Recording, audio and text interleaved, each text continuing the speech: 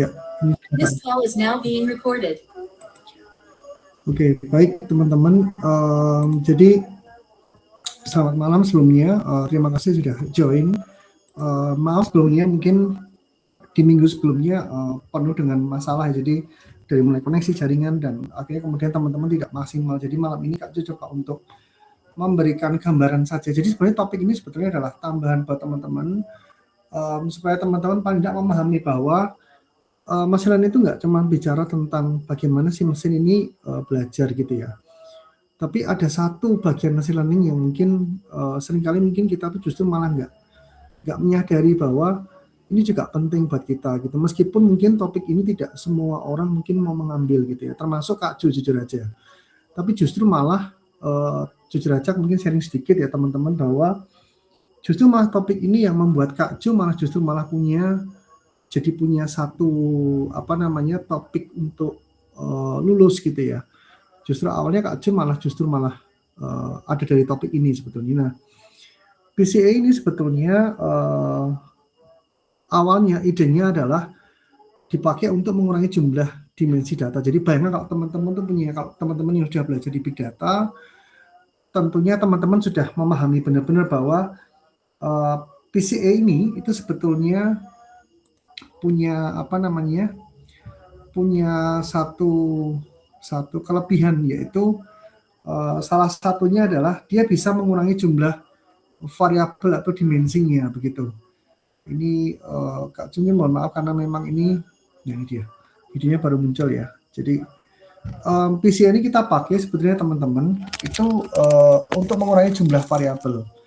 Artinya kalau teman-teman punya data yang besar sekali gitu ya, pasti masalahnya nanti adalah gimana sih nyimpen datanya kan begitu.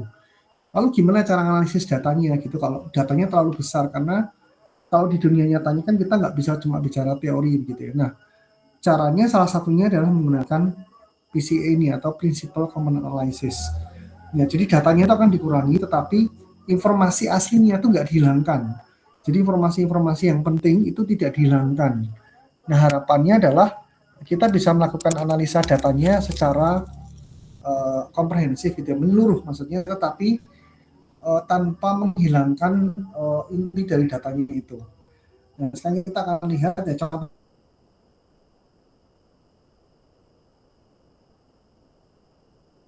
contohnya seperti ini. Misal kita punya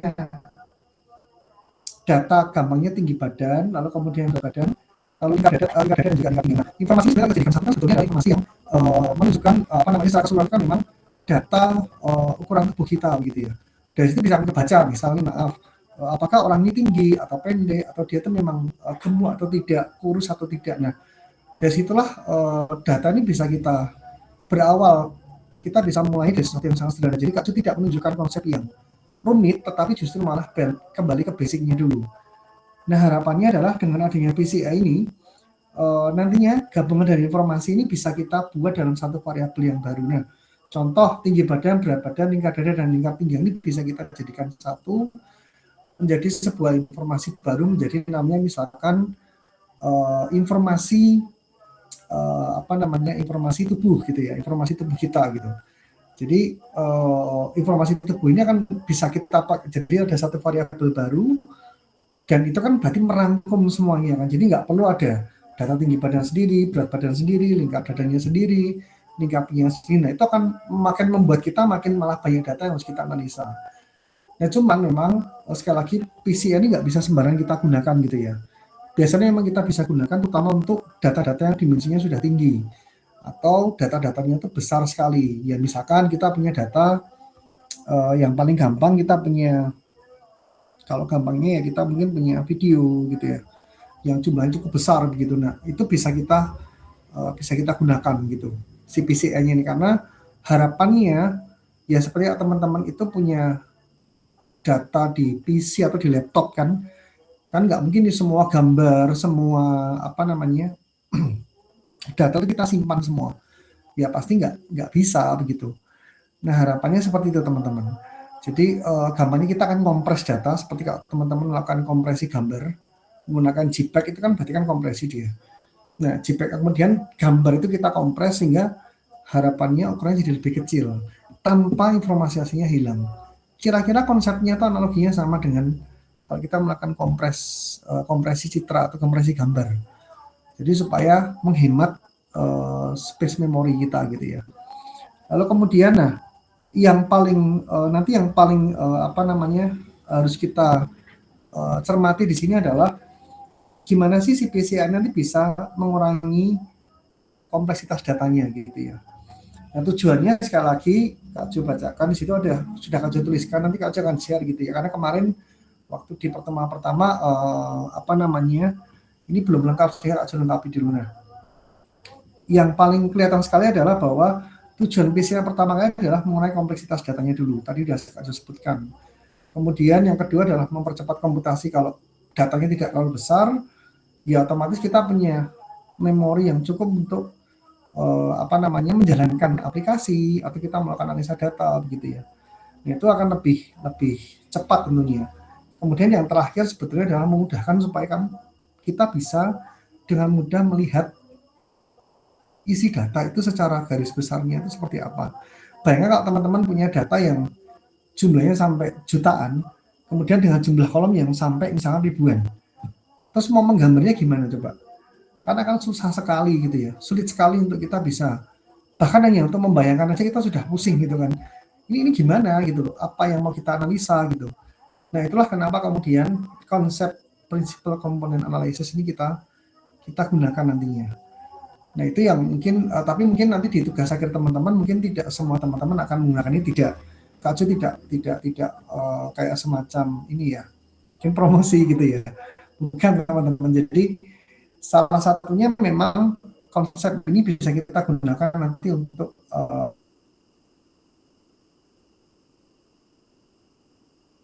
aplikasinya.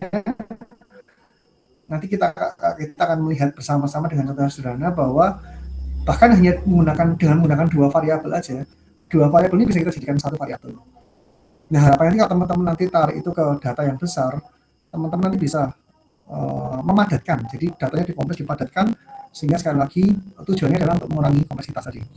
Nah kita langsung aja teman-teman. Nah sebenarnya secara matematis ini Kak Jo agak sedikit matematika teman-teman, jadi mohon maaf, memang materi ini sebetulnya intinya memang lebih banyak di ke matematika memang, karena memang bagaimanapun juga PCA ini memang sangat berkaitan erat dengan matematis gitu ya. Tapi nggak apa-apa teman-teman, Kak Jo hanya mencoba untuk menjelaskan garis besarnya aja, teman-teman tidak usah menghafal, tidak perlu takut gitu, wah ini susah nih pasti. Apalagi teman-teman yang mungkin basicnya mungkin awalnya bukan dari teknik atau bukan dari eksakta gitu ya. Nggak masalah karena kita masih punya ChatGPT teman-teman. Jadi Kak Jo pun menggunakan itu gitu ya, sehingga kita nantinya dengan mudah itu kan bisa memahaminya. Secara gampangnya kita bisa melakukan 6 langkah ini, untuk intinya adalah ini. Jadi yang pertama itu di dalam PCI-nya sendiri, nanti teman-teman menggunakan coding. Nah ketika sebetulnya kalau dari codingnya di Google Colab sudah ada pustaka atau library yang bernama PCA atau Principal Component ini sudah ada. Nah tetapi di dalamnya itu ngapain sih? Kok bisa nanti ketika teman-teman itu membuat sebuah data itu bisa kemudian hanya tinggal satu data, misalnya ada satu variabel gitu ya. Dan misalnya ada 6 variabel, ya tinggal 2 gitu ya. Nah itu bagaimana sih? Nah langkah yang pertama kita nanti akan menghitung namanya covariance matrix. Nanti akan jelaskan secara perlahan-lahan. Kemudian kita harus menentukan ini eigen value-nya dulu. Tapi sebelum itu kita harus mencari dulu matriksnya dari covariance yang nomor 1 tadi, nomor 2. Lalu kemudian kita harus mengambil namanya eigen value. Nanti kita akan jelaskan pelan-pelan. Kemudian mencari eigenvektornya dan kemudian dinormalisasi. Nah, apa itu eigenvalue, Kak? Apa itu namanya covariance matrix? Lalu kemudian apa sih namanya eigenvektor itu apa sih? Mungkin teman-teman akan asing dengan istilah ini gitu ya. Tetapi sekali lagi Kak Jo akan mencoba untuk menjelaskan dengan menggunakan coding dulu. Kemudian baru disambung dengan teorinya. Harapannya teman-teman nanti bisa menangkap dengan mudah gitu. Nah dari dalam langkah ini kalau kita perhatikan sekarang Kak Jo menggunakan ini yang tadi Kak Jo sampaikan, kita mencoba menggunakan contoh yang sederhana aja, menggunakan coding dulu teman-teman. Jadi PCA ini bisa kita pakai ketika kita punya data yang besar gitu ya. Nah anggap sekarang kita punya satu contoh yang sederhana aja. Jadi Kak Jo mencoba menyederhanakan contohnya, tidak menggunakan data yang besar dulu. tapi kita belajar menggunakan data yang kecil gitu ya. Nah di sini nanti ada contoh, ada dua nilai data, misalkan ada nilai matematika dan nilai IPA gitu ya. Jadi kalau teman-teman nanti perhatikan apa namanya, jadi library-nya itu kita menggunakan namanya import PCA ini teman-teman. Jadi Kak Jo mencoba menjelaskan dibalik dulu. Kak Jo tidak menjelaskan dengan teorinya dulu, tetapi Kak Jo menjelaskan menggunakan codingnya dulu. Jadi Kak Jo balik dulu supaya teman-teman mungkin lebih mudah gitu ya ketimbang kalau teman-teman harus memahami matematikanya dulu. Nah ini anggap kita punya array. Array itu berarti seperti ini teman-teman bentuknya. Jadi array ini berisi ada dua nilai matematika dan nilai IPA. Ini ceritanya sih ya, gampangnya anggap aja kita tuh punya data yang besar banget gitu. Jadi datanya sebetulnya hasilnya mungkin entah itu ratusan ribu atau jutaan gitu. Tapi ini kita apa namanya, kita singkat gitu ya. Jadi hanya menggunakan dua data aja. Jadi ini hanya mungkin 1, 2, 3, 4, 5, 6. Jadi ini yang namanya array itu seperti ini. Jadi ini ada dua ada dua kolom dan 6 barisan, 1, 2, 1. Ini berarti kalau setiap array-nya ini, jadi ini kan ada 80, 85 itu array tersendiri, 82, 88 itu array sendiri. Jadi anggap aja bahwa kita menggunakan array yang menggunakan dua kolom dan satu baris sebetulnya. Nah ini dari sinilah sebenarnya kalau teman-teman mau memahami, inilah awalnya ketika kita belajar data analisis. Jadi ini sesuatu yang sederhana sekali. Jadi array-nya nanti ceritanya ini ada apa namanya di data ini, X-nya ini ada 1, 2, 3, 4, 5, 6. Anggaplah ada 6 anak yang punya nilai matematika dan nilai IPA itu seperti ini. Jadi anak pertama itu matematika 88, 82, 88, 78, anak ketiga 78, 80, dan seterusnya sampai anak yang ke-6. Jadi si A, si B, si C, si D, si E, si F itu di data, kemudian nilainya seperti ini teman-teman. Nah berangkat dari ini, nah terus ngapain Kak Jo?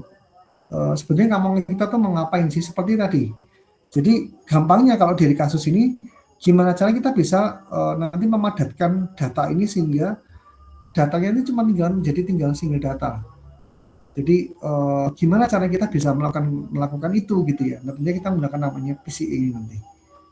Nanti tujuan terakhirnya setelah kita mampatkan datanya atau datanya kita kompres ya, gambarnya kalau istilahnya itu dikompres begitu, dipadatkan, itu nanti kita akan melakukan namanya clustering. Itulah kenapa di library-nya ini itu ada namanya import k-means.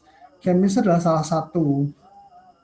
salah satu apa namanya library yang digunakan untuk melakukan clustering. Teman-teman tahu clustering ya? Atau mungkin ada yang nggak tahu clustering. Clustering itu apa sih ya? Ada mungkin yang tahu teman-teman clustering itu apa? Boleh sharing supaya teman-teman juga, ini kan udah malam ya, jadi supaya kita juga boleh sharing satu sama lain. Mungkin coba nanya dulu, kalau Kak siapa ya? Kalau Kak Melinda ada Kak Melinda? Wah kaget langsung, waduh kok saya ditunjuk, apakah ada Kak Melinda? Iya, kenapa Kak? Oke ya Kak. Nanya Kak, boleh nanya Kak, kalau clustering pernah tahu nggak Kak? Istilah clustering itu apa sih sebenarnya Kak? Pernah tahu nggak? Cluster. Istilah Clustering itu apa ya? itu mengklasifikasikan data dari kelas-kelasnya gitu Kak, setauku. Oke, nice. Ya, kira-kira seperti itu ya teman-teman. Jadi dia di cluster atau dikelompokkan. Jadi contoh kalau teman-teman itu punya beli rumah gitu ya di perumahan, ada cluster misalnya namanya cluster Jasmine. Nah di situ itu pasti dari ukuran rumahnya itu sama gitu ya. Dikelompokkan berdasarkan dari apa. Ya jadi itu yang disebut sebagai clustering. Nah, harapannya nanti clusteringnya adalah untuk mengcluster nilai-nilai ini, misalkan nanti kita akan clustering menjadi misalnya ada nilai matematika yang tinggi, sedang, dan rendah. Jadi kita nanti mau clustering jadi seperti itu misal. Nah, di PCA-nya ini kalau kita menggunakan coding, nah akan jadi seperti ini. Tadi sudah saya sampaikan, nah ini dia. Jadi PCA-nya itu kita tinggal menggunakan black box aja teman-teman. Jadi kita menggunakan black box yang namanya PCA ini. Lalu kalau teman-teman perhatikan, nah sekarang PCA-nya ini sebetulnya cuma tinggal berubah dari dua feature menjadi satu feature. Jadi artinya ketika kita transformasi menggunakan coding ini nanti pca.fit.transform, itu berarti artinya PCA-nya ini akan membuat supaya tadi yang tadinya cuma array-nya ada 2 itu cuma tinggal jadi 1 array seperti ini. Enggak, teman-teman perhatikan, nah itu dia. Hasilnya hanya tinggal menjadi 1 aja. Jadi tinggal 1 array seperti ini. Loh kok bisa Kak Jo? Magic ya. kok bisa gitu ya, dua nilai tadi kan 80, 85, 88 kok jadi kayak gini Kak Jo. Nah ini yang disebut sebagai PCA teman-teman. Jadi kegunaan utamanya sekarang kelihatan langsung ya. Kemarin Kak Jo coba sajikan langsung dari codingnya dulu Kak Jo balik. Supaya teman-teman punya gambaran dulu. Oh berarti cara mudahnya mengkonsepkan atau menteorikan si PCA ini adalah ternyata saya bisa membuat dua variabel itu menjadi hanya 1. Ya tinggal 1 variabel. Ya gunanya tadi itu. Lah terus yang variabel satunya kalau dihilangkan, apakah itu kemudian jadi membuat esensi datanya jadi hilang Kak? Iya tentunya enggak. Tadi sudah disebutkan. Jadi esensi datanya tetap akan ada, tetapi itu tidak dihilangkan.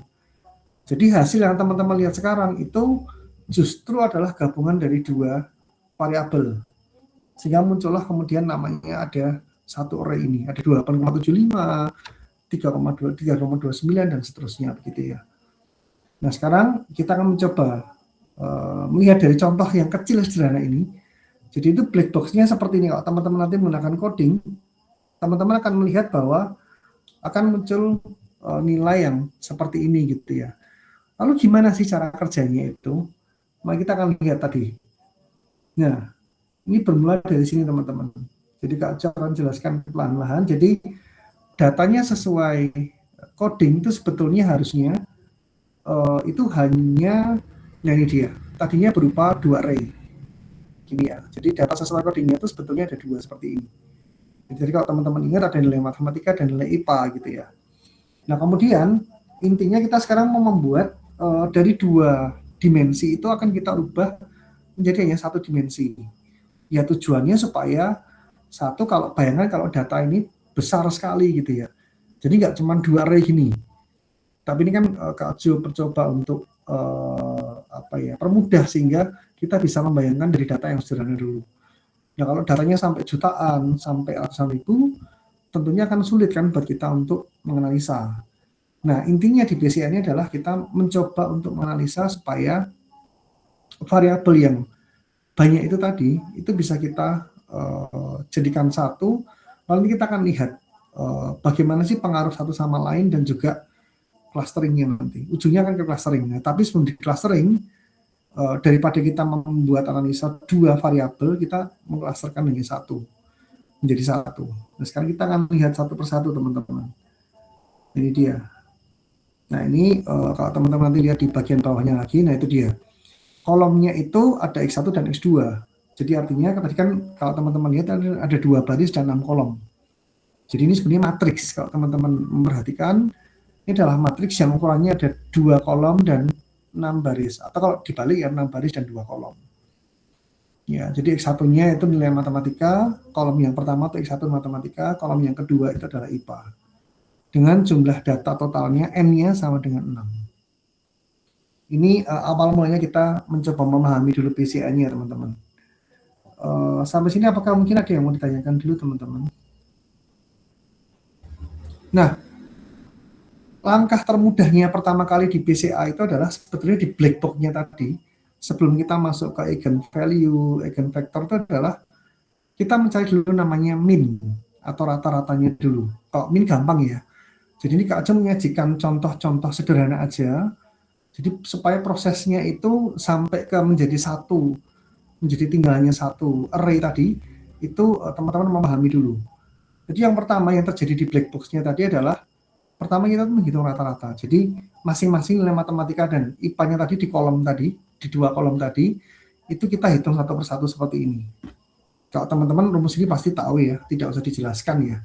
Karena ini persamaan yang sangat dasar dan menurut Kak Jo tidak sulit untuk dipahami, rata-rata biasa. Setelah di rata-rata seperti ini, lalu kemudian, nah ini datanya harus di center.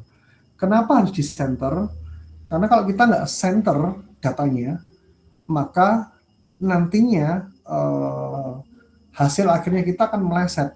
Sama misalnya teman-teman tidak melakukan centering data, itu biasanya nanti kalau di PCA itu nanti kemudian yang terjadi adalah data yang mau kita clustering itu jadi meleset clusternya.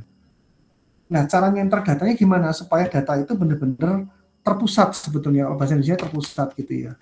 Nah, caranya menggunakan ini tadi, jadi X-nya tadi, nilai masing-masing tadi setiap kolom dikurangi dengan X rata-ratanya dia. Jadi seperti itu. Jadi kalau teman-teman melihat yang di bagian ini, MTKC itu maksudnya adalah nilai MTK yang sudah di center. Itu berarti nanti adalah X-nya tadi, nilai MTK 80 ini dikurangi dengan rata-ratanya tadi. Kalau teman-teman lihat di sebelumnya tadi, ini rata-ratanya kan 60. Ya, ini kalau teman-teman balik ke bagian atas, mungkin agak lambat ya, ini karena mungkin jaringan juga. Jadi ini, nah itu dia. Kalau teman-teman melihat, betul ya, ini satu baris saja teman-teman Kak Jo perlihatkan. Jadi centering datanya itu dimulai dari sini.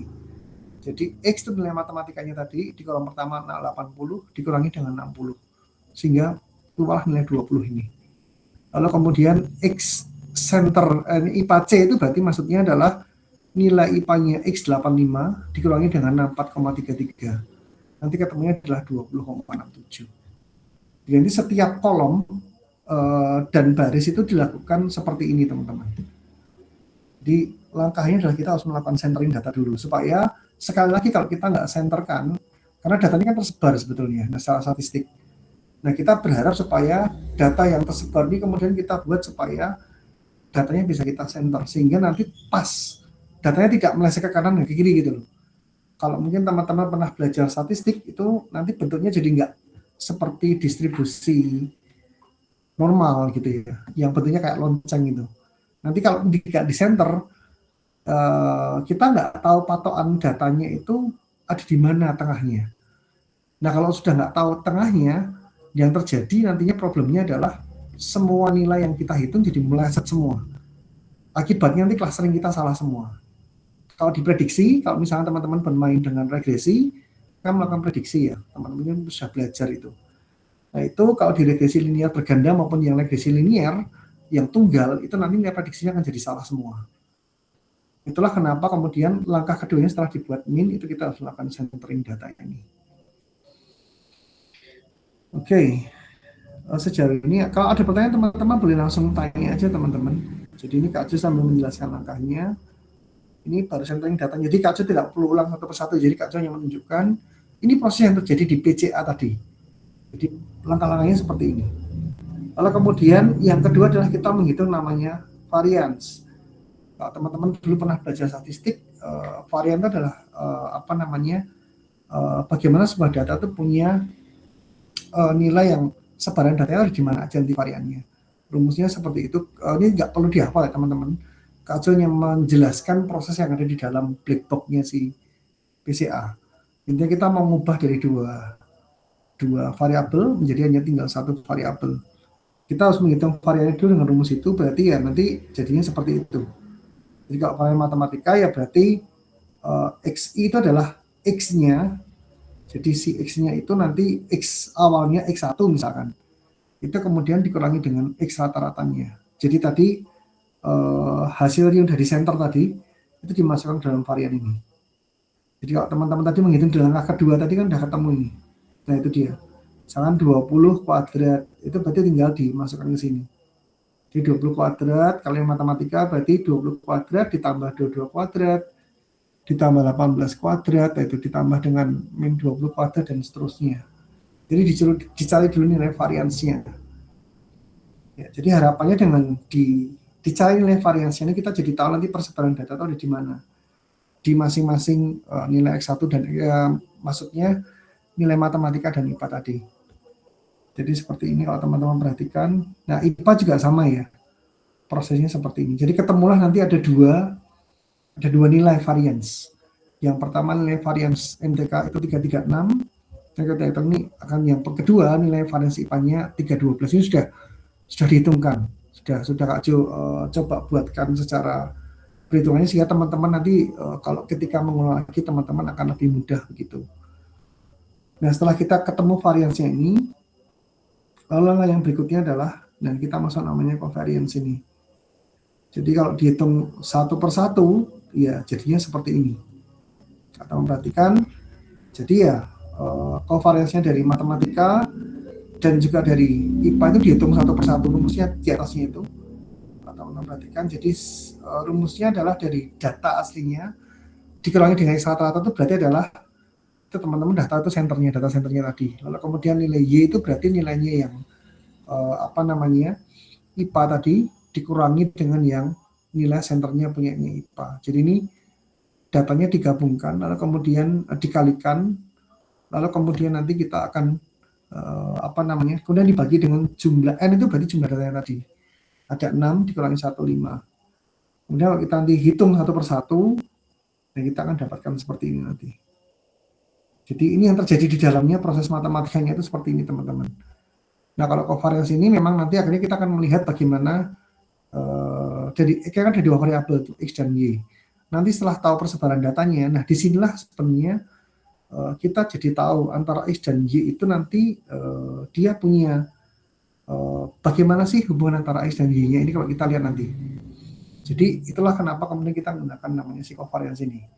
Nah, harapannya adalah nantinya kita jadi bisa tahu inilah di mana titik awal ketika dua variabel itu bisa dilebur jadi satu, seperti yang teman-teman lihat. Jadi setelah dihitung varians, setelah kemudian sekarang kita menghitung covariance. Nah, harapannya dari dua variabel ini penggabungannya akan mulai ada di sini prosesnya. Nah, dengan ada proses covariance ini nanti harapannya adalah dua variabel yang tadinya sendiri-sendiri itu akan bergabung jadi satu, karena ini kan jadi satu nilai nanti. Kalau memperhatikan 413,4, ini kan berarti kan gabungan dari dua variabel yang berbeda, yaitu X dan Y, artinya dari nilai matematika dan nilai IPA-nya itu sudah mulai digabung. Itu untuk melihat bagaimana satu persebaran data, yang kedua untuk melihat bagaimana sih data itu setelah digabung, itu bagaimana sih korelasinya nanti, seberapa dekat, seberapa jauh, dan itu yang akan mempengaruhi nanti kemudian untuk bisa diputuskan mana yang mau kita ambil sebagai satu variabel, itu yang mana, bagian yang mana. Nah, itu yang dilakukan gitu ya. Lalu setelah dari proses ini kemudian dijumlahkan satu persatu, jadi dijumlahkan, kemudian hasilnya itu dijumlahkan, jadi dari atas ke bawah dijumlahkan, lalu kemudian dibagi dengan N-1 sesuai rumusnya ini.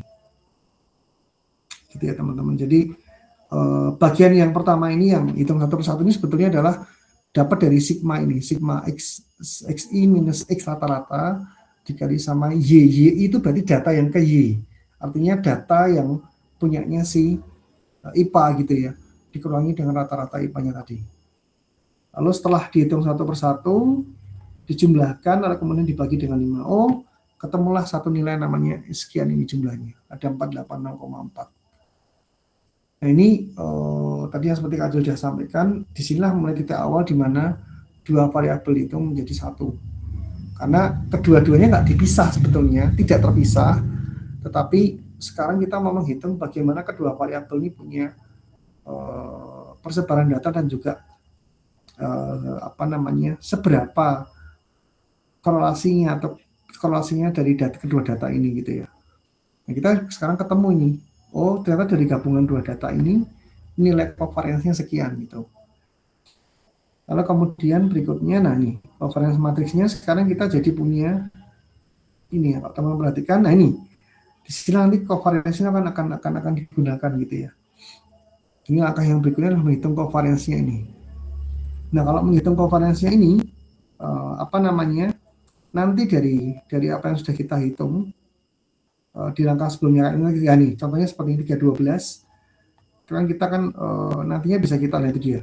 Cara mencarinya nanti adalah kita nanti mendapatkan dari langkah yang ini. Nah, 312 ini dapat dari sini. Ini ada 336, ada 312. Nah, ini varian sudah kita hitung. Nah, covariance-nya itu kemudian didapat dari situ. Ini ya teman-teman perhatikan, ini dapat dari situ. Ini ada 312 dan 336 ini cara perhitungannya itu ada di situ gitu ya. Dan ini sepertinya agak melek ini. Jadi di langkah yang tadi yang waktu kita menghitung varians, nah itu cara yang digunakan untuk menghitung nilai matriks dari covariance-nya. Jadi kita akan mendapatkan ada 4 nilai, nah seperti itu, yaitu kemudian kita gabung menjadi satu dalam satu matriks. Artinya di matriks 2x2. Nah setelah itu baru kemudian kita akan menghitung namanya eigenvalue dan eigenvector ini dengan tadi yang ada bersamaan seperti ini. Ini ya. Nanti kalau kita cari itu nanti berarti artinya eigenvalue dan eigenvector ini dipakai nantinya. Kalau secara prinsip itu gampangnya adalah dia nanti akan dipakai untuk mencari dimensinya itu nanti akan menggunakan dimensi mana yang lebih besar, yang paling besar itu dimensi yang mana. Nah, ketika dimensinya tuh kita tahu dimensi yang lebih besar setelah dihitung dari ini menggunakan sigma minus alpha 1 min sama dengan 0 itu tadi yang di langkah yang pertama ini. Nah, lalu kemudian dicari yang terbesar. Yang terbesar itu akan dicari gitu ya, karena tujuannya sekali lagi kita mau mencoba menggabungkan dua variabel itu sehingga kita harus mencari nilai yang terbesar. Harapannya dengan nilai yang terbesar ini dia bisa mewakili dari dua variabel tadi. Nah, lalu kemudian setelah itu selesai baru kemudian kita akan menemukan nanti kalau kita cari secara matematika nanti kita akan mencari namanya prinsip komponen analisis yang pertama. Jadi kita akan membuat jadi ada PC1 itu artinya nanti akan diisi oleh vektor yang isinya 0,707 ini. Nah, dapat dari mana Kak Jo? Bagian itu dapat dari mana sih? Kita akan lihat gitu ya. Nah ini Kak Jo di bagian bawahnya coba ulang lagi. Jadi kita dari data yang awal tadi kita sudah punya namanya matriks covariance seperti ini. Gitu ya. Lalu kemudian menghitung eigenvalue-nya didapat dari ini. Ada rumusnya seperti ini. Jadi itu determinan. Kalau teman-teman masih ingat dulu di SMA gitu ya, pernah belajar nilai determinan itu berarti ya mencari nilai determinan atau mencari jadi matriks itu kita mencoba mencari gampangnya itu hasil perkalian silangnya dikurangi dengan perkalian silang dari masing-masing elemen matriksnya. Kita cari lalu kemudian itu adalah matriks identitasnya, yaitu identitas berarti 0110. Tergantung matriksnya. Kalau matriksnya 2, kalau di kasus ini kan berarti kan setiap data itu kan ukurannya kan dia 2 ya, satu matriksnya itu kan berarti kan dua kolom dan satu baris. Nah, nanti matriks identitasnya akan mengikuti matriks aslinya dia. Nah, dari sini kemudian kita akan, ini bentuknya jadi yang seperti ini teman-teman. Jadi nanti det A-nya itu kalau dibentuk dalam bentuk matriks kan jadi seperti ini. Jadi dari yang tadi matriks yang eigenvalue tadi, kalau teman-teman buat bentuk matriksnya kan jadi seperti ini. Yang kita cari adalah nilai lambdanya. Nah, caranya berarti otomatis, ini caranya menghitung nilai matriks seperti ini terminal ini. Jadi rumus dasarnya seperti ini. Teman-teman rasanya sih sudah pernah tahu ini pasti. Jadi yang Kak Jo jelaskan itu bukan lagi sesuatu yang advance sebetulnya, tapi sesuatu yang mudah. Ya, jadi kalau kita punya, ini kan sama ini, kalau teman-teman perhatikan yang langkah nomor 2, yang bentuk matriks sigma minus alpha I itu, kalau dikerjakan nanti adalah, jadi nanti 336 min alpha dikali 31 min 2 min alpha, kemudian 323 dikali dengan 323. Jadi AD berarti 336 min alpha dikali 31 min 2 min alpha dikurangi dengan 323 dikali 323. Ini ikuti persamaan ini yang di bawahnya ini. Jadi kalau teman-teman perhatikan memang di dalamnya PCA ini ternyata matematikanya cukup dalam teman-teman. Meskipun ini sederhana ya, jadi cuma hanya menghitung tadi dimulai dari min, kemudian variance, kemudian teman-teman menghitung covariance, kemudian sekarang teman-teman menghitung namanya eigenvalue, gitu ya. Jadi matematikanya sebenarnya cukup sederhana. Nah ini jadinya seperti ini. Kalau teman-teman nanti lihat, ini sebenarnya sudah Kak Jo coba untuk bantu jabarkan. Ini sebenarnya menggunakan ChatGPT, tapi Kak Jo mengarahkan dia untuk memberikan penjelasan yang sesuai gitu. Jadi nggak cuma sekedar hanya menghitung ngawur, karena di awal kalau dihitung dia ngawur, hasilnya belajarnya jadi seperti itu. Jadi ini caranya mencari tadi, hasilnya determiningnya itu seperti ini. Tujuannya apa Kak Jo? Tadi itu kita mencari namanya eigen value, lambda-nya. Jadi ada variabel lambda itu dicari. Nanti dicari yang terbesar. Supaya harapannya sekali lagi karena menjembatani dua variabel, dan harapannya kita mencoba mencari nilai lambda yang terbesar gitu ya. Nah, kalau kita mencari lagi nanti secara detail, kalau dihitung jadi seperti ini nanti. Kalau kita kalikan, kemudian kita jumlahkan jadi seperti ini nanti jadinya. Ini udah Kak Jo buat per step. Supaya teman-teman ini paling enggak dapat gambaran gitu ya. Jadi nggak cuma sekedar teori, kemudian teman-teman tidak bisa membayangkan. At least harapan Kak Jo malam ini teman-teman meskipun ini matematika, tetapi paling nggak teman-teman paham aja stepnya. Oh, jadi di dalamnya si PCA ini seperti ini di dalamnya. Lalu kemudian setelah didapat seperti itu ya sudah. Nanti persoalan kalau teman-teman kerjakan gitu ya. Ini kalau kita ceritanya kalau kita mengerjakan secara manual lah, itu akan dapat namanya persamaan kuadrat seperti ini. Jadi yang bagian bawah itu adalah lambda kuadrat minus 648 lambda ditambah 503 sama dengan 0. Itu berarti kita berurusan dengan namanya persamaan kuadrat. Nah, teman-teman pasti tahu kalau persamaan kuadrat dulu di SMA itu teman-teman pasti belajar ini pasti. Ini hal yang basic teman-teman. Berarti nanti pasti akan ada dua nilai lambda yang memenuhi persamaan ini harusnya. Nah, nanti dari dua nilai itu, nah sekarang ini dia teman-teman. Nah, nanti ada dua nilai dan nah kita bisa menghitung nanti mencari akar persamaannya itu bisa macam-macam. Bisa difaktorkan, bisa menggunakan ini kalau teman-teman tahu yang menggunakan rumus yang barusan yang tampil sekarang ini rumus ABC namanya kalau teman-teman tahu. Jadi kalau zaman dulu itu ini terkenal banget. Mungkin anak-anak sekarang pun masih sama. Ini punya rumus ABC. Jadi ini menggunakan ini lalu kemudian kita akan nanti mendapatkan ada dua akar persamaan. Ada dua akar persamaan. Lalu kemudian setelah itu kemudian kita akan mencoba menghitung nilai diskriminannya. Jadi bisa menggunakan itu bisa atau teman-teman juga menggunakan diskriminan pun bisa. Jadi diskriminan itu berarti rumusnya D sama dengan B kuadrat minus 4AC kalau teman-teman masih tahu. Dari persamaan kuadrat yang di atas tadi, teman-teman tinggal masukkan nilai persamaan kuadratnya itu ke rumusnya begitu ya. Nanti didapat nilai yang kita cari itu besarnya ada di sekian ini 46,4 ini. Ini yang disebut sebagai eigen value. Nah, eigen value inilah nanti yang kita akan gunakan untuk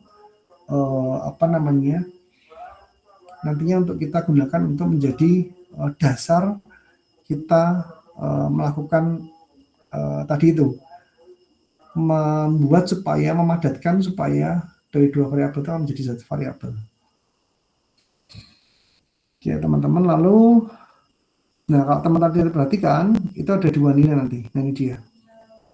Jadi kalau pencari diskriminannya ketemu seperti ini, tapi kalau nilai persamaan kuadratnya akan menjadi ini. Tadi persamaan kuadrat tadi itu ada dua, hasilnya seperti ini. Nah, yang dicari adalah yang terbesar. Jadi kita tidak menggunakan yang terkecil. Kenapa Kak Jo digunakan yang terbesar? Karena kalau yang terkecil ini, itu nanti artinya variabel yang tadi kita gunakan itu jadi tidak secara keseluruhan bisa mewakili kedua variabel gitu ya. Karena eigen value ini akan menentukan bagaimana komponen tadi itu, karena ada prinsipal komponen analisis. Nah, komponennya itu nanti kemudian seharusnya merupakan gabungan yang terbesar dari dua variabel tadi. Jadi,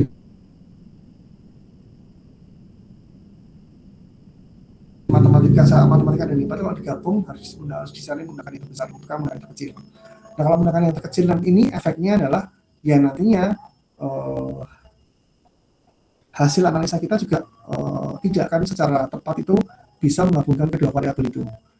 Jadi harapannya dengan nilai yang terbesar ini itu bisa mencakup kedua variabelnya. Itu ya teman-teman. Jadi nanti seperti ini prosesnya. Lalu kemudian, nah kalau mencari eigenvektornya, nah setelah kita ketemu eigenvalue tadi, kita ngambil nilai yang terbesar. Nah sekarang kalau misalnya kita mencari nilai eigenvalue-nya ini, eigenvektornya, kita ambil dari akar persamaan yang pertama tadi. Nah, kemudian kita menggunakan cara ini, lalu kemudian kalau teman-teman nanti selesaikan persamaannya satu persatu, jadi kita menggunakan persamaan yang ini, yang barusan Kak Jo tampilkan ini, nanti kita akan menemukan nilai X dan jadi tadi kan kalau teman-teman masih ingat matriks yang ini itu tadi masih 336 dikurangi lambda kan. Nah, lambdanya digantikan dengan nilai yang terbesar tadi. Jadi 336 min 647,2 yang 323 tetap. Tapi yang 312 dan 336 ini kan dikurangi lambda. Nah, lambdanya itu diganti dengan eigenvektor yang paling besar ini. Nah, jadilah kita jadi punya satu persamaan baru seperti ini. Nah, kalau seperti ini berarti otomatis kita akan punya nanti persamaan ada 2 X dan Y kan. Kalau ini kita buat, nanti kita akan mencari nilai X dan Y-nya. Nah, setelah dari sini, lalu kemudian, ya ini, teman-teman lihat, nah benar kan, jadi satu persamaan linear namanya. Ada persamaannya seperti ini, teman-teman bisa dapatkan nanti nilai X dan nilai Y, itu akan jadi sekian X nanti. Ini caranya seperti ini, cuma dipindah ruas, lalu kemudian kita akan menemukan, oh ternyata nilai Y itu sama dengan sekiannya X. Nah, terus gunanya buat apa Kak Jo? Nah, setelah kita dapat persamaan ini, nah, kalau misalkan X-nya itu sama dengan 1, berarti nanti pasti nilai Y-nya kan sama dengan 0,964, betul ya? Jadi, maksudnya dari persamaan yang sebelum ini, sebelum nomor 3 ini kalau teman-teman lihat, Y-nya kan sama dengan 0, kira-kira mendekati 0,964X. Berarti kalau kita buat eigenvektornya, itu berarti dia, kalau X-nya dimisalkan 1 yang paling gampang kan. Kita misalkan paling gampang X sama dengan 1, maka nanti nilai X-nya kalau 1 itu nilainya sama dengan 0,964. Ini yang disebut sebagai namanya vektor, eigenvektor. Kenapa eigenvektor ini dihitung, teman-teman? Enggak lain dan enggak lebih adalah nantinya kita harus mencari panjang vektornya. Nah, panjang vektornya dia yang akan menentukan si PCA-nya. Jadi PCA-nya ini nanti berdasarkan dari komponen yang mana begitu kan. Nah, kita lihat sekarang ya gampangnya kita akan mencari namanya besarnya dulu, panjangnya itu berapa sih vektor hasil dari ini. Jadi kalau teman-teman diperhatikan dari awal sampai akhir, ini adalah proses matematika di dalamnya black box yang namanya, atau library, bukan black box, library yang namanya PCA. Jadi cari panjang vektornya dengan rumus ini, ketemulah angka 1,38 sekiannya. Jadi Kak Jo tidak bermaksud untuk memberikan matematika terlalu dalam, tidak. Kemudian dinormalisasi itu berarti artinya ini dibuat jadi seperti ini. Jadi nanti nilai tadi kan kita tahu tuh 1, nah satunya itu dibagi dengan panjang vektornya 1,389. Lalu kemudian 0,964 itu dibagi lagi dengan 1,389. Nah, itu dia. Nah, kita akan dapatkan nilai vektornya itu adalah segitu. 0,72 dan 0,69. Kalau kita bulatkan, dua-duanya akan jadi 0,7. Kalau kita bulatkan jadi seperti ini. Nah, setelah gunanya normalisasi itu adalah sebetulnya supaya kalau teman-teman masih ingat dulu di BDE Kak Jo pernah ajarkan, ya supaya rentang datanya tidak terlalu lebar, nggak kemana-mana gitu loh. Kalau datanya itu misalkan data yang X1 tadi matematika itu rentangnya dari 0 sampai 100. Tapi nilainya yang punya IPA misal itu dari 0 sampai 10. Nah, itu kan akan sulit buat kita untuk menganalisa nantinya. Apalagi kalau mau dibuat dalam bentuk PCA seperti ini. Itu akan lebih sulit buat kita untuk bisa menganalisa. Nah, makanya nilainya kita paksa di dalam bentuk kalau nggak 0, di antara 0 sampai 1. Nah, dari sini kita jadi langsung tahu, oh kita punya dua vektor sekarang. Nah, setelah ini berarti kita menghitung sekarang PCA-nya. Nah, ini dia, kalau teman-teman perhatikan. Nah, ini tadi. Inilah kenapa kemudian dia berubah menjadi hanya tinggal 1.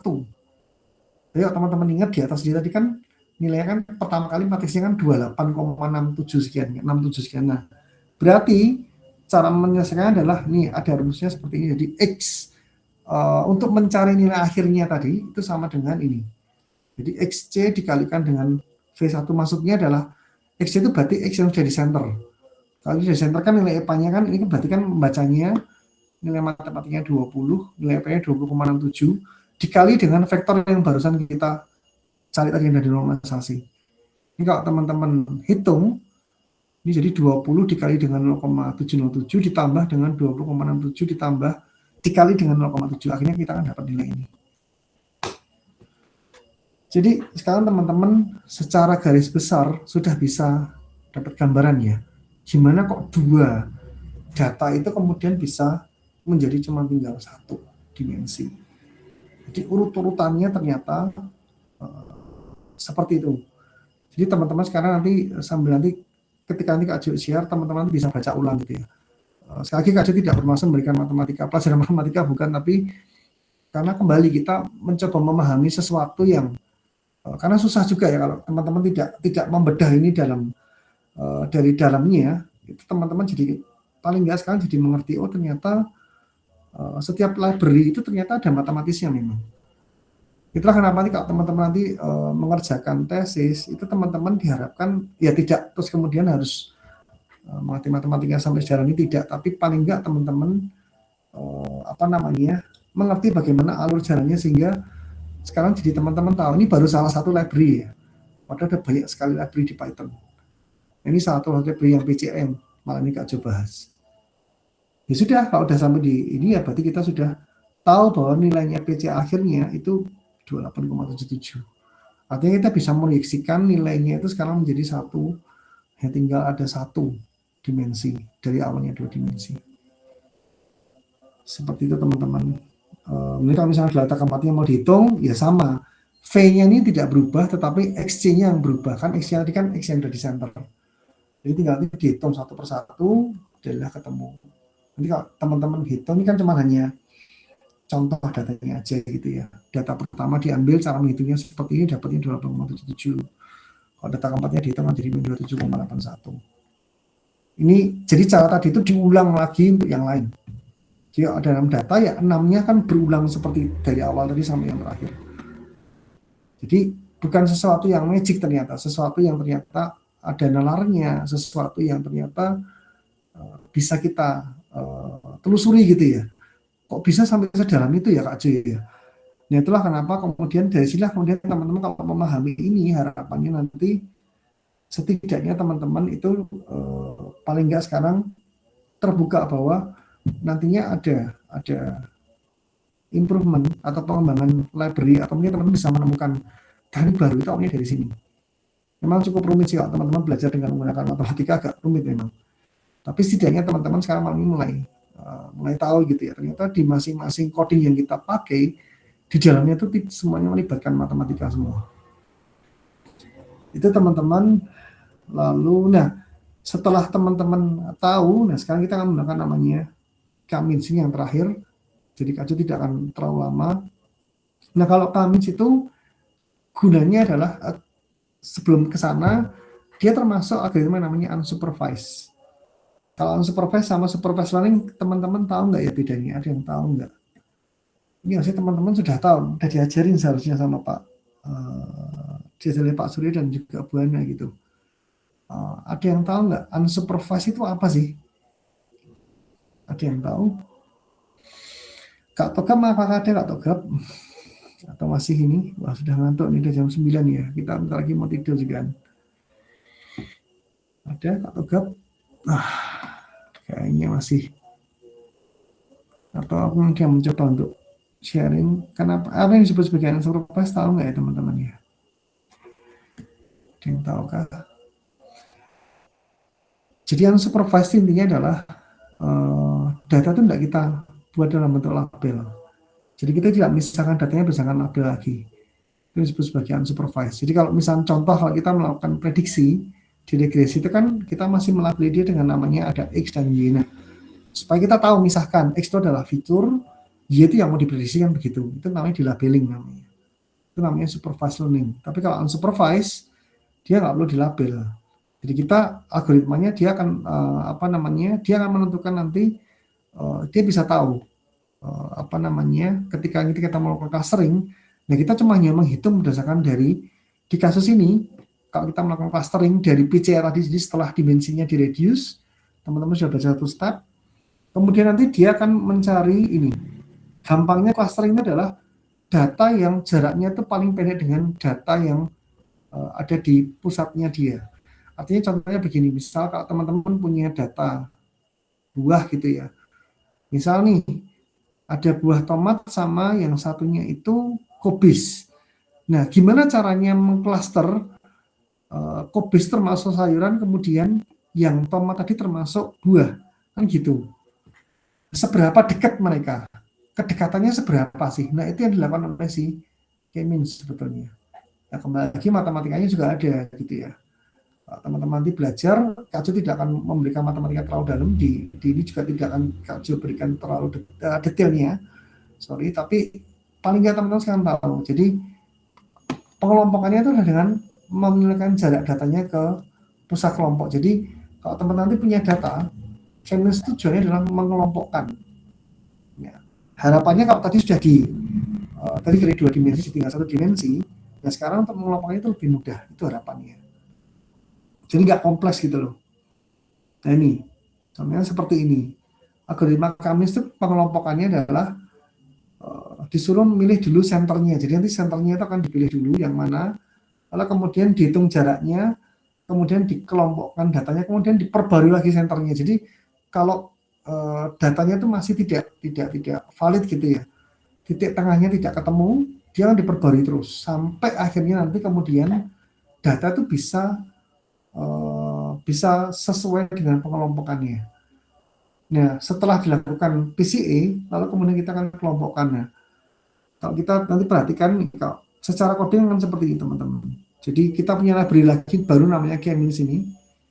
Ya, jadi cluster 2 ini berarti maksudnya kita akan mengelompokkan dia menjadi 2. Jadi nanti kalau di dalam kasus ini berarti nanti nilainya itu nilai matematika dan IPA tadi bisa dikelompokkan ke 2 kategori. Misal nilai yang tinggi dan rendah. Ya. Terus apakah ini klasternya bisa kita rubah-rubah nanti Kak ketika kita melakukan pengelompokan? Bisa. Nah, tapi ingat ada batasannya. Batasannya adalah jumlah datanya kita juga gitu. Ya, jadi kalau misalnya kita punya datanya juga terbatas, ya klasternya juga nggak bisa terlalu besar otomatis. Nah, contoh kalau di kasus yang tadi kita punya 2 nilai atau 2 variabel, ya paling biasanya cuma tinggi, rendah, sedang misal. Atau ini contohnya, kalau 1 nggak mungkin ya, kalau 1 kan namanya nggak di cluster. Tapi kalau di cluster minimal dia 2. Ini Kak Jo memberikan contoh ada 2 cluster yang misalkan nih ada nilai yang tinggi dan rendah dari nilai matematika dan IPA tadi. Jadi kalau teman-teman lihat ini ada 2 cluster nanti. Jadi kalau kita nanti coba untuk nanti buat, ya kita kan punya dua cluster nanti. Ada 2 cluster. Sebentar. Ya. Sebentar. Ya. Sebentar. Ya, jadi nanti outputnya kan ada 2 teman-teman. Itu ada cluster pertama dan cluster yang kedua. Jadi kita akan punya 2 cluster nantinya. Nah, harapannya kalau kita punya 2 cluster, ya kita punya ini nanti. Ini. Kalau teman-teman sekarang melihat, jadi secara garis besar, ini dia. Hubungannya PCA sama K-means itu apa sih? Nah, kalau PCA itu mengurangi dimensinya seperti yang saya tunjukkan. Kemudian kalau sudah dikurangi, harapannya itu kita bisa lebih mudah untuk menentukan datanya gitu ya. Bisa kita klasifikasi lebih gampang. Nah, karena K-means itu sensitif terhadap data, jadi kalau kita terlalu banyak datanya, K-means itu akan punya kelemahan, dia akan bingung menentukan gimana sih klasifikasinya gitu ya. Nah, ini dari yang cluster sama dengan 2 ini berarti maksudnya dia akan mencoba mencari klasternya nanti. Jadi kita secara acak itu dia akan mencari klasternya. Jadi dia akan mencoba membuat 2 klaster. Lalu kemudian ya kalau ini kita misalkan ada nilainya tertentu gitu ya, kita buat ada nilai 1 dan 2 gitu. Lalu kemudian, nah ini rumusnya kan seperti ini dia akan menghitung jaraknya satu persatu. Nah misal nih, kalau misalnya kita punya 1 nilai tadi, misalkan tadi kan kita ketemu nilai pertama tadi kan 28, sekian tadi. Nilai maksudnya nilai nilai dari nilai matematika dan nilai IPA yang sudah kita jadikan menjadi satu array, itu data pertamanya itu 28. Lalu kemudian kalau kita lihat, misalnya kita, nah kok bisa Kak menentukan nilai min 1 sama dengan min 25 dan 30? Itu biasanya kita yang menentukan. Makanya tadi kan dibilang, jadi pertama kali kita memang menentukannya. Kalau secara gampangnya, kita tahu kalau data pertama kita itu 28, ya kita membuat angka yang kira-kira itu sedekat mungkin dengan nilai X yang pertama tadi, X data pertama tadi. Misalnya kita pilih 30, kenapa nggak 28 pas Kak? Kalau 28 pas, itu berarti otomatis nanti klasternya memang bagus sih. Tetapi kan nggak mungkin ya algoritma itu sesempurna itu. Nah biasanya algoritma itu akan menentukan nilai yang kira-kira mendekati. Misalnya 28 bisa jadi, ini kan cuma contoh ya, misal itu berarti kan hanya memisalkan. Bisa jadi algoritmanya secara acak dia akan membuat satu nilai tertentu, misal 26 juga bisa. Jadi ini hanya pemisalan aja untuk memudahkan kita membayangkan gitu ya. Karena memang secara coding itu yang terjadi kan random. Kita nggak bisa memastikan nilainya yang diambil sama dia berapa gitu ya. Tetapi secara garis besar seperti ini. Kalau rumusnya seperti ini berarti kalau menghitung jaraknya kan rumusnya kan X dikurangi mu tadi. Nah jaraknya itu yang paling dekat adalah pasti ke mu 2 ini. Karena 28 ke 30 itu kan lebih dekat ya, ketimbang ke minus 25. Nah, ini gampangnya seperti, jadi senternya itu dibuat di 30 gitu maksudnya. Lalu kemudian, nah ini. Kemudian kalau senternya masih belum pas, jangan diupdate terus satu persatu. Jadi diulang sampai kemudian perubahan kecil itu maksudnya misalnya contoh. Ini kan kalau 30 dengan 28 itu kan masih terpaut 2 gitu ya, ada selisih 2. Nah, bisa jadi nanti kemudian dia akan update. Kalau misalnya dia masih terlalu jauh, dia akan update. Misalkan X-nya akan diubah menjadi mu 2-nya, bisa jadi akan diubah menjadi misalkan 29, itu kan jadi lebih dekat kan jaraknya. Nah, kalau jaraknya semakin dekat, harapannya clusternya juga akan semakin bagus. Itu maksudnya. Jadi, nah ini misalkan kalau sudah datanya sudah diupdate, sudah sampai convergen, nanti kita menggunakan namanya fit.predict ini. Jadi fungsinya fit.predict ini, nah tadi kalau teman-teman lihat, kalau teman-teman perhatikan, itu ada predict diambilnya dari XPCA kan, berarti tadi itu diambil dari data yang sudah kita reduce dimensinya, dari 2 tadi jadi tinggal 1. Jadi bukan diambil dari data awal, tetapi kita berusaha untuk melakukan clustering berdasarkan dari data yang sudah kita mampatkan tadi dari 2 variabel menjadi 1 variabel. Nah, akhirnya kemudian kita lihat, nah itu dia. Jadi nanti kalau di cluster itu nanti akan keluar angka misalnya 1111000, itu artinya data 1 sampai 3 itu berarti data yang PCA-nya tinggi. Karena kan kita hanya membagi jadi 2 cluster. Jadi nanti masuknya cluster 1 itu berarti nilai matematika atau IPA yang tinggi. Sementara nilai 0 itu menunjukkan bahwa kita ada 6 data ini, teman-teman ada array-nya kan, ini kan array yang berbentuk matriks 1 kali 6. Jadi ada 1 baris dan 6 kolom. Nah ini kalau teman-teman perhatikan, kita ini terbagi menjadi 2. Yang satu menunjukkan bahwa nilai matematika dan IPA-nya itu tinggi, sementara 0, 3 kolom ke belakang itu, dari mulai kolom ke-4 sampai ke-6, itu berarti, itu maksudnya nilai cluster yang PCA-nya rendah. Artinya itu menunjukkan bahwa nilai matematika dan IPA-nya itu rendah. Artinya kalau kita nanti melihat datanya, kalau kita mau clustering, akan terpisah langsung. Anak mana yang nilainya itu paling rendah dan mana yang tinggi, itu maksudnya. Nah kemudian, ya seperti itu. Jadi, ya hanya sampai situ sih teman-teman. Jadi, ini adalah hasil dari prediksinya. Ya teman-teman memperhatikan, ya sebetulnya sesimpel ini teman-teman yang dilakukan. Jadi apa yang mau saya jelaskan malam ini sebenarnya hanya untuk melengkapi materi teman-teman supaya teman-teman sekarang memahami bahwa ada ada variabel yang bisa kita gunakan untuk membuat namanya clustering atau pemisahan data gitu ya. Sehingga ketika data itu dipisahkan, nah sekarang terlihat jelas sekarang. Oh ternyata nilai yang tinggi itu ada di mana, nilai rendah ada di mana. Nah ini contoh sederhananya seperti ini. Nah cara menggabungkan dua teknik. Yang pertama, data yang besar itu kita kompres dulu menjadi data yang kecil. Baru kemudian setelah itu baru kita melakukan clustering. Lah bayangkan kalau teman-teman punya datanya sampai jutaan. Kalau itu tidak dimanfaatkan dulu, masa ya 1 juta data itu kalau mau di clustering semua? Kan nggak mungkin juga kan. Ya kalaupun memungkinkan, yang lebih realistis adalah berpikir, apa mungkin data sebanyak itu bisa kita simpan di storage kita? Iya kalau cuma 1 data. Tapi kalau sampai kita tiap hari terima data yang jumlahnya jutaan, kan nggak mungkin storage-nya kuat kan. Nah itu makanya kemudian untuk analisis data kita menggunakan namanya PCA tadi, dan kemudian kita lakukan clustering.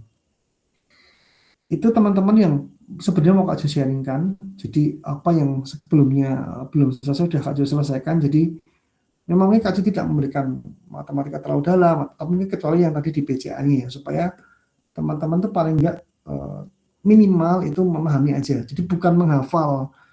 Kak Jo tidak minta menghafal, tapi supaya teman-teman itu paling enggak memahami bahwa ternyata PCA itu ada gunanya juga ya.